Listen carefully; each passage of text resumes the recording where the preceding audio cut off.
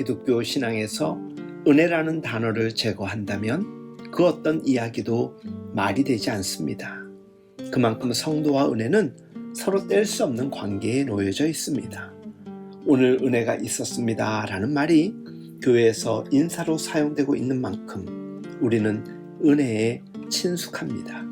물론 성경에 등장하는 은혜에는 단순히 안부를 묻는 친숙한 인사 이상의 의미가 담겨져 있습니다. 좀 더 정확하게 말하자면 성경이 이야기하는 은혜 교리를 제대로 이해하지 못한다면 성도가 누리고 지켜야 할 영적인 권리와 책임을 왜곡할 가능성이 매우 높아집니다. 제자 훈련의 전략적 목표인 제자도에도 심각한 손상을 입힐 수 있게 됩니다. 은혜는 단순히 구원받기 위해 한 번 사용되는 방편이 아닙니다. 성도의 전 인생을 강력히 붙드는 완전한 생명의 능력이 있지요. 은혜는 두 가지 복합 렌즈로 이해해야 합니다.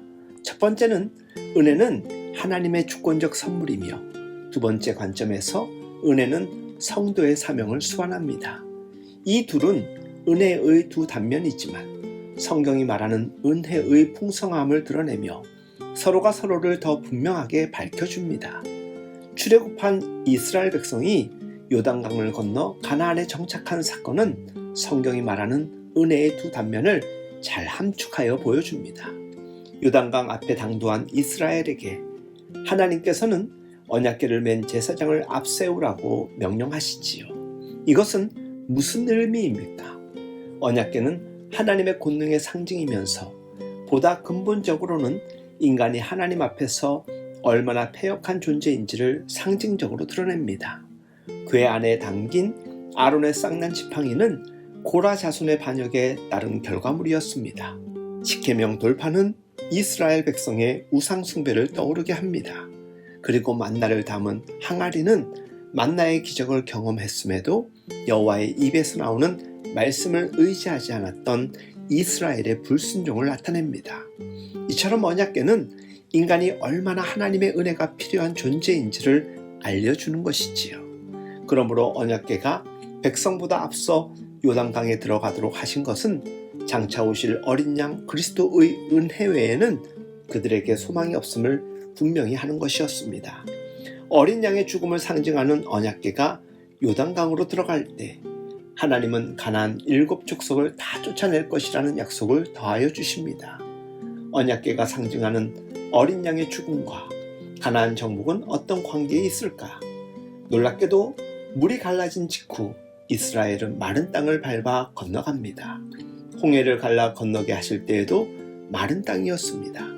강바닥을 말리셔서 완전한 구원의 상기를 열어주셨습니다. 하나님은 예수 그리스도를 근거로 성도의 인생에 생명의 길을 여셨고 직접 길을 만드셨으며 궁극적으로 승리까지 인도하시는 좋으신 하나님이십니다. 이렇게 은혜는 하나님께서 주권을 쥐시고 우리 인생을 끝까지 책임지시겠다는 의지의 표현입니다.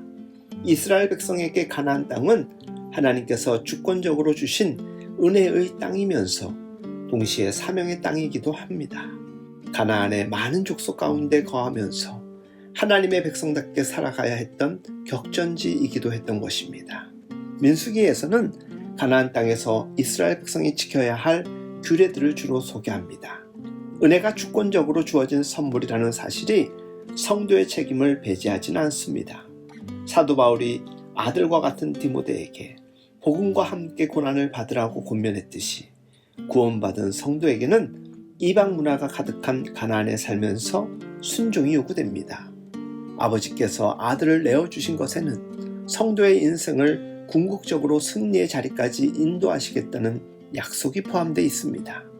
아들을 값으로 지불하셨으니 성부 하나님은 절대 포기하지 않고 성도의 인생을 끝까지 책임지고 구속의 완성에 이르기까지 견인하시겠다는 약속인 것입니다. 이것이 성도를 책임지는 은혜요 하나님의 열심입니다. 무엇보다 성도의 삶 자체가 은혜입니다. 하나님이 우리를 먼저 사랑하셔서 구원하셨으며 궁극적인 승리로까지 우리를 인도하여 주십니다. 모든 것이 하나님의 손에 있습니다. 동시에 은혜는 성도의 순종을 포함합니다. 하나님이 다 하셨기에 성도는 성공 앞에서 자만할 수 없으며 순종하며 살아야 하기에 고난 앞에서도 복음으로 전진할 수 있습니다. 그리스도가 오신 이후로 순종의 삶은 율법을 만족시키기 위한 것이 아니라 구속의 도리로서 의미가 있습니다. 은혜는 성도가 더욱 순종하게끔 촉구합니다. 그래서 가나안 같은 일상 영역이 선교지가 되며 성도는 이곳에 하나님 나라가 임하게 하는 선교적 제자로 살아가게 되는 것이지요.